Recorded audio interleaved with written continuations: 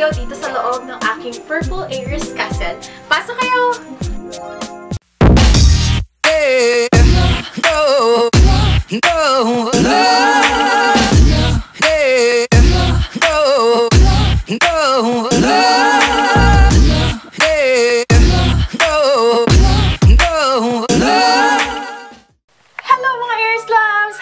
Welcome to my Purple Aries channel. And guys, yes, tama ang nakikita nyo sa title in today's video.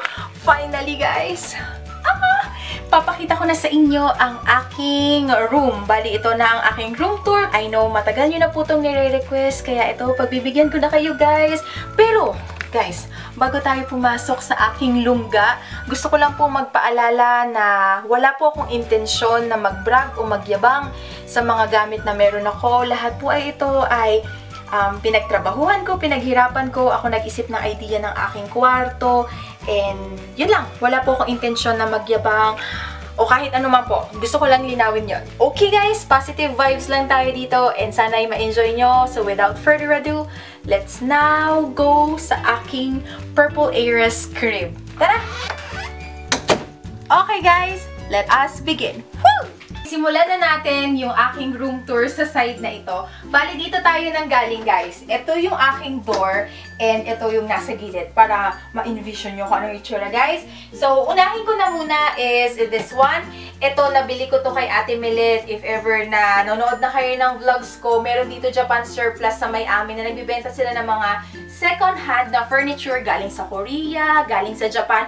Full-length mirror siya guys. Maganda dito mag-OOTD. Makikita ko agad. Nilagay ko talaga siya sa papunta sa pintuan para kung sakaling paalis na ako, machi-check ko ba kung bagay yung mga na-match ko na damit ko. So guys, full-length mirror siya pero meron siyang twist. Pag open niya sa kanya guys, tcharan! Ito yung kanyang itsura. Dito ko nilalagay yung mga accessories ko katulad ng mga bracelet. Sa pangalawang level, dito ko nilalagay yung mga relo ko. Tapos guys, dito naman sa mga susunod na level, nandyan yung mga boxes ng mga pinapadala sa akin ng mga PR kit. Kaya lang, to be honest with you, wala na talaga siyang laman. Nanghihinayang lang ako. Kasi feeling ko pag may re-regaluhan ako, magagamit ko pa rin yung karton. Dito ko tinatago yung mga lens ng camera ko. Pati yung mga ibang equipment, mga clicker para sa aking camera. This one pala, this is from Madame Glam. Hindi ko pa siya nagagamit. Gel nail polish set na siya. So, pwede na akong mag-gel nail polish dito sa bahay. Yung side na to, ito yung kadalasang nakikita nyo talaga pag nagme-makeup tutorial ako. And gusto ko mag-thank you sa mga naka-appreciate kasi mukhang yung iba sa inyo bet na bet yung aking background. Kaya, thank you so much guys. So, first is this na parang ano ba tawag dito? Shelves ang tawag dito. And nabili ko siya kay IKEA Reseller PH. Pero meron akong tip sa inyo guys. Kasi nung nagtingin-tingin ako kay True Value, nakahanap ako ganito din siya. And sobrang mas mura kay True Value kaysa kay IKEA Reseller. So, if I were you guys, check nyo muna sa True Value. Kasi sayang din yung matitipid nyo. Okay?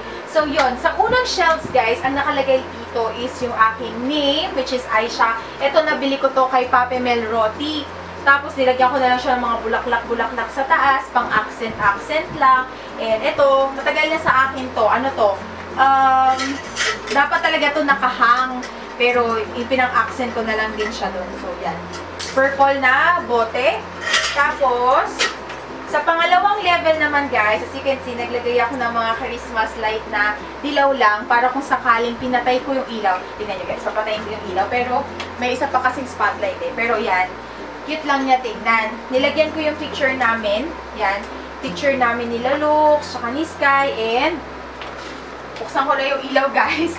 Nilagyan ko din siya ng mga fake plant. And kadalasan, guys, itong frame na to, galing to kay Novo. Wala pang 50 pesos. Ito, pinaglalagyan ko siya ng halaman. This cost 35 pesos lang. Again, this is from Novo. At itong flower and yung mismong lagayan niya, this one naman galing kay Landmark. 44 pesos lang and iba yung price nung kay flower. Nakalimutan ko na kung magkano. And ito na guys, maraming nagtatanong sa inyo. Itong fence na to, nabili ko to kay Novo. Pero ang tagal niya ng out of stock kaya hindi ko alam kung magtitinda pa sila. 100 pesos lang yung bili ko dyan. Pero makakakita rin kayo kay Landmark niyan. And ito, isa pa sa mga most top question na natatanggap ko ay saan ko nabili itong mga ice cream na to. Nabili ko to kay Divisoria. I believe parang 3 for 100, ganon. So, ayan yung kanyang itsura. Pinang-accent ko lang siya. Dito naman tayo sa ibabang part. Ito na yung mga utilities or miscellaneous, ganyan. Ito, nabili ko rin siya kay Novo. Ay, hindi kay Novo. Kay SM for 49 pesos and 75 cents lang. So, ang nilalagay ko naman dito sa mga lavender na container na to ay mga bulak-bulak lang. Para alam nyo na, pag nag-skincare routine ako. Tapos, this one, actually, picnic basket siya. Nabili ko to kay Novo for 165 pesos lang. And ang mga nilalagay ko lang dito is, again, mga box. Ewan ko ba tinatago ko pa rin yung mga box. Kasi iniisip ko, para kung sakaling magpi-pre-love sale ako ng mga makeup, which is gagawin ko bukas, may mga box pa rin makukuha yung mga bibili sa akin, diba? Parang good as new pa rin naman nilang mabibili. Tapos, next naman, ito, wala lang to. Hamper. Oh, wait lang, Sky, wait lang. Ito, wala lang to. Hamper lang sana siya ng damit kasi bala ko kada hubad nilalaban pero hindi naman nangyayari. So, nilagyan ko na lang siya ng mga kung anik-anik. Basta mga salasalamin lang. So, wala lang to guys. Mga tambak-tambak lang para hindi halatang makalat sa kwarto. Meron akong isang container na ganito. Dito naman sa pinakailalim, wala na kasi ako ibang malagyan. Nilagyan ko siya ng mga skincare. And guys, I'd like to say thank you kay Leaders PH. Tignan nyo naman guys, sobrang daming mask. Dito ko siya nilagay. Actually, PR kit to ng Yves Rocher. Hindi ko siya tinapon kasi tignan nyo, diba? Ang ganda. And guys, yan yung aking anak. And ito yung mga skincare na hindi ko pa nagagamit. This one naman is from Leiana House of Beauty. Ito yung isang box na sinend nila sa akin. So, thank you, thank you. And hindi ko pa siya halos nagagamit. Babalitaan ko na lang kayo guys pag nagamit ko na. Etong dalawang drawer cabinet na to, same. Na-purchase ko din siya dun sa Japan surplus dito sa amin. So, I'd like to say thank you to my sis Ninya Ugtrends. DIY ito ni kapatid Ninya. Thank you, sis Ninya. Pag ginanyan niya siya, guys. Oh, diba? Ang ganda. Nakakawala ng stress. So, stay. I love it, Ninya Bell. Salamat! Ito, isa to sa mga favorite ko na pang decor. Nabili ko to kay SM for, I don't know how much, pero parang mga nasa 300. And meron na talaga siyang built-in na clips. And dyan ko nilagay yung picture namin nila Looks. Ito, picture ko to pag uma-attend ako sa mga events. And sometimes, sinusulatan ko din siya. Pwede to sulatan ng chalk. Yung mga favorite quotes ko. Kaya, reminders, ganyan. So, I like it so much. Meron din akong lagayan ng mga necklace. And as you can see guys, very useful siya. Opo, very useful kasi hindi nagbubuhol-buhol yung mga necklace ko. And mas nakakapili ako ng maayos ko ano yung susuotin ko for a certain outfit. So, ayan siya guys. And ito naman, marami rin nagtanong sa inyo to. Ito kadalasan yung pinang-flat lay ko sa may Instagram. Kay Novo ko din siya nabili. I believe 50 pesos lang siya or 80 pesos lang. So, Novo is the way to go pag nagde-decor kayo ng bahay. And again, guys, this is from Novo. And this is for 130 pesos lang. Tapos itong Aisha Borromeo, nakuha ko to sa event. Tinusok ko na lang siya. So, ayan. Isa pa to, sa sobrang daming nagtatanong saan ko na-purchase. Actually, guys, meron mabibili nito kay IKEA reseller page. Kaparehas niya lang. Doon ako nagkaroon ng idea kasi nung nag-decorate ako ng kwarto, para nagustuhan ko siya. Eh, nakita ko nakatambak lang to. And, sasabihin ko sa inyo, puro na siya kalawang. Kasi ano ba siya, kuya? Tanso? Ayun, para siyang tanso. Ginawa ng Tito Bongko. Pininturahan muna siya ng puti. Tsaka siya pininturahan ng lavender kasi yun yung pinaka-theme ng aking kwarto. White, lavender, and touch of pink. Yan. So, yan. Sa lola ko pala to guys. Hindi ko pala nabanggit. Sa Lanay Hilda ko to. Dito naman sa side na to, as usual, mga Novo-Novo pa rin. Kasi guys, naghahanap talaga ako ng kulay puti na rug na pwedeng pang Instagram. Wala pa rin ako makita. So, eto, nabili ko siya kay Novo. Actually, panglagay ito sa mga upuan. Pero dito ko pa rin nilalagay yung mga Instagram na flat lay ko kasi maganda rin siya. Ewan ko kung magkano ko ito nabili. Ayun, 55. Diba? Novo-Novo, 55 pesos. Tapos, pinatong ko lang to. Ito yung shades from Fly. Ito yung kanilang holiday collection. Binigyan nila ako ng 3 pirasong shades na ang gaganda. Thank you so much, Fly Shades Philippines. So, sponsor. Dito sa area na to, ito naman guys, nabili ko pa rin to kay Novo. Puro Novo-Novo guys, no? These are from SM Department Store. Ayan guys, pakita ko sa inyo kung ano-ano yung laman niya. First, nakalagay ay mga shades. Kasi mahilig talaga ako guys sa shades. Kaya dyan ko na lang din nilagay ito eh.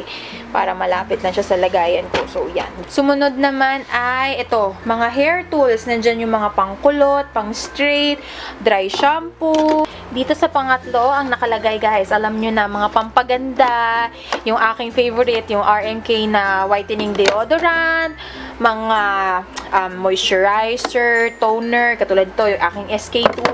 Basta lahat ng mga pang skincare routine ko, dyan nakalagay sa pangatlo. Ito naman, sa pang-apat, ang mga nakalagay ay pampa-beauty pa din. Pero kadalasang nakalagay dito guys ay mga lotion, tsaka micellar yan. Medyo marami-rami akong micellar. Second to the last, ay pampa-beauty pa rin guys. Medyo marami-rami kasi akong skincare. Ito yung mga pampa-beauty na hindi ko pa nagagamit and bala ko ipang pa-giveaway. Mga pouch.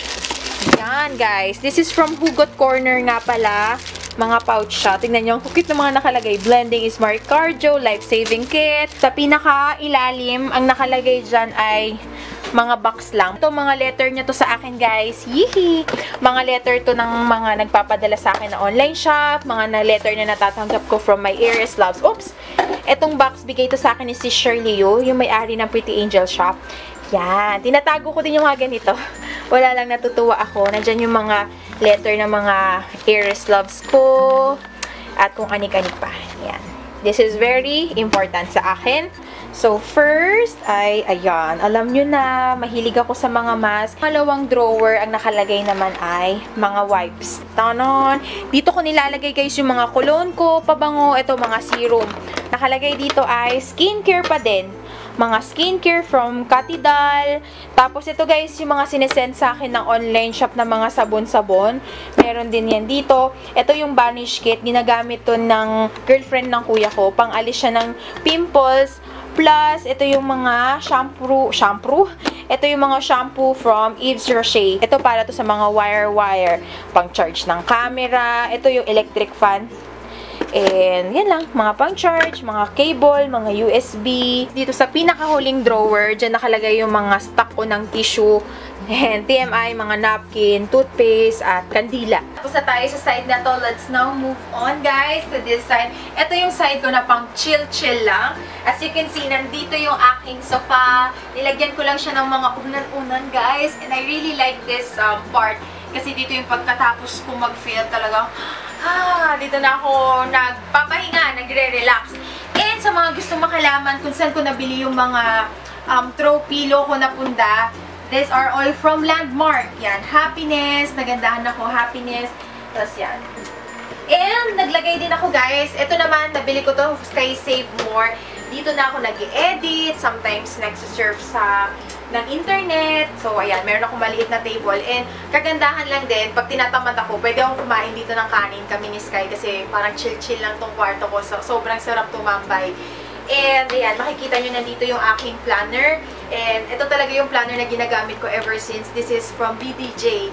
At saka ito, gusto ko mag-thank you kay Ate Emma Fe and Kuya Chris if you're watching. Binigyan nila ako nitong Daily Teachings, The Secret by Rhonda Byrne. And sobrang ganda kasi parang may inspired ka sa mga lahat ng nakasulat dito. Kaya thank you so much Kuya Chris and Ate Emma Pe. And nandito na rin yung aking laptop.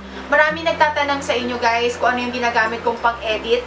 And that is Adobe Premiere Pro CS6. Pero guys, hindi ko binili yon. Yun lang yung mga nasa mga mall, 100 pesos. Kasi kung ipapurchase nyo yun sa internet, I think $200 for 1 month. So, yun lang. And ang ginagamit ko nga palang laptop, guys, marami rin nagtatanong sa inyo. Yun dati kasi Acer siya, pero sira na siya yung keyboard niya. So, binilan ako ni Lux. Ayaw niya nga pasabi. Pero, Habi, thank you so much. Binilan niya ako nitong Dell Inspiron na laptop.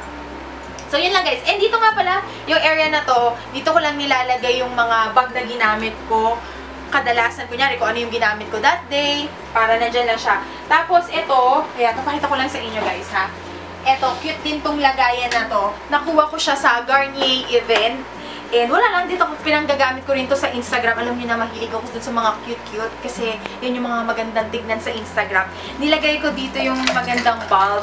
Actually, pinag-isipan ko nga kung saan ko to ilalagay. Pero, parang OA na masyado marami ng dekorasyon pag nilagay ko pa siya. Siguro, ipag-iisipan ko pa kung saan ko siya pwede ilagay. Pero, tingnan nyo guys. Kita kuya? So yan, pinatay ng kuya ko. And guys, gusto ko mag-thank you kay Kuya PJ. Siya yung aking cameraman for today. So yan, pag may ilaw pa guys. And see, pag wala ng ilaw, kuya pakipatay ang ilaw. Lights off. Ayan. Pero meron mga spotlight kasi ako. Pero yan, you get the idea, guys. Yan yung kanya itsura. And balak ko to ilagay pag may mga garden na kami, di ba? Ang ganda niya lang. Nabili ko to kay National Bookstore for 619 pesos. So, yan yung kanyang itsura. Yay! Okay, pagkatapos natin mag-chill-chill lang dito sa aking sofa, eto na, alam ko, eto gusto nyo malaman. Eto na yung aking makeup corners, ang Lip Up Boutique.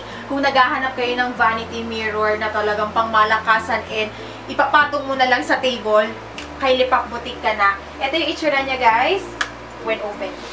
So, diba? Ang ganda. Lakas maka parang, ng artista lang ang peg. So, yan. Ito naman, guys, ito yung pinagpapatungan ko ng mga makeup pag nagme-makeup tutorial ako para hindi makalat. Minsan naman, dito nakapatong yung laptop para nakikita ko yung sarili ko o kaya nanonood ako habang nagme-makeup. Ito yun. And also, this serves as my charging station. As you can see, meron na din, yun ang kagandahan sa vanity mirror ng Lip Up Boutique. Meron siyang on and off switch. Plus, meron pa siyang dalawang outlet. Kaya kung sakaling magkukulot kayo ng buhok, mag-charge kayo ng cellphone, malapit lang sa inyo. Ganyan lang.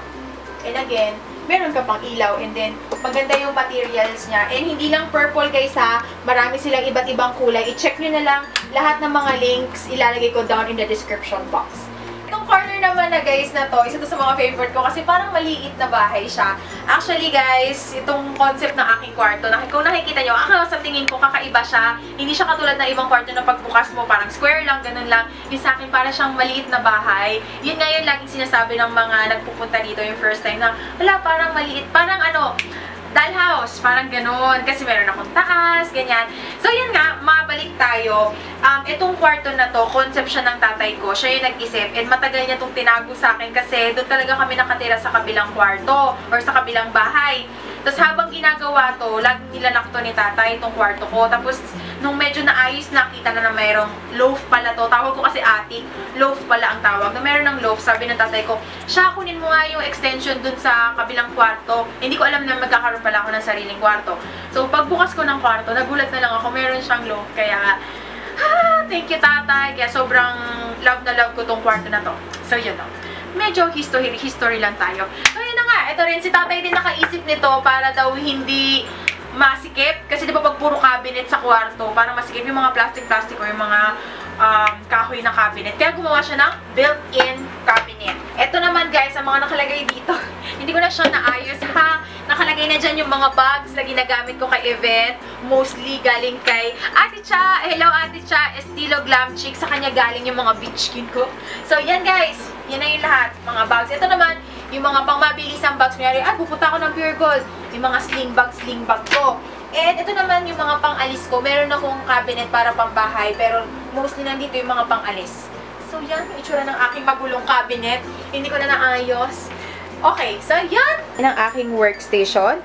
As you can see, dun din yan galing kay Japan Surplus. Sobrang gusto ko siya. It's so me. This is from Belle de Jour. Ito yung kanilang monthly calendar. Gagamitin ko siya next year. Diyan ko ilalagay yung mga events. Tapos, this one, this is from Landmark. Ganyan.